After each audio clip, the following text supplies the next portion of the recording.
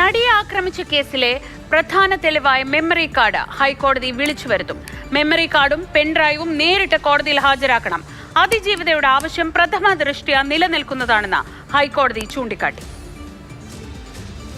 വിചാരണ കോടതിയിലിരിക്കെ memory card തുറന്നു പരിശോധിച്ചതിൽ അന്വേഷണം വേണമെന്ന അതിജീവിതയുടെ ആവശ്യം പ്രഥമ ദൃഷ്ട്യാ നിലനിൽക്കുന്നതാണ് എന്ന് ഹൈക്കോടതി നിരീക്ഷിച്ചു.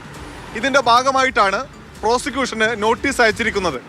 അന്വേഷണത്തിൽ നിലപാട് വ്യക്തമാക്കാൻ ആവശ്യപ്പെട്ടിട്ടുണ്ട്.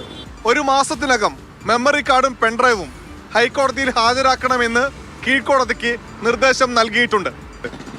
എങ്ങനെയാണ് കോടതിയുടെ കൈവശം ഇരിക്കെ മെമ്മറി കാർഡ് തുറന്നു പരിശോധിച്ചത്? ആരാണ് അത് ചെയ്തത്? ആർക്ക് വേണ്ടിയാണ് അത് ചെയ്തത്? തുടങ്ങിയിട്ടുള്ള ചോദ്യങ്ങളുണ്ട്. ആ ചോദ്യങ്ങൾക്ക് ഉത്തരം തേടിയാണ് അതിജീവിത ഹൈക്കോടതിയെ സമീപിച്ചത്. മെമ്മറി കാർഡ് തുറന്നു പരിശോധിച്ച വിഷയത്തിൽ എറണാകുളം സെഷൻസ് ജഡ്ജി നടത്തിയ അന്വേഷണത്തിൽ തൃപ്തിയില്ല എന്നുകൂടി ഹൈക്കോടതിയിൽ അതിജീവിത ചൂണ്ടിക്കാണിച്ചിരുന്നു. നേരത്തെ 2 തവണ ഹൈക്കോടതി കേസ് പരിഗണിച്ചപ്പോഴും ജഡ്ജിമാർ പിന്മാറിയിരുന്നു. അതിനുശേഷമാണ് ഇപ്പോൾ അതിജീവിതയ്ക്ക് അനുകൂലമായ ഒരു നിലപാട് ഹൈക്കോടതിയിൽ നിന്ന് വന്നിരിക്കുന്നത്. കൊച്ചിയിൽ നിന്ന് അനൂപ് ദാസ്, മാതൃഭൂമി ന്യൂസ്.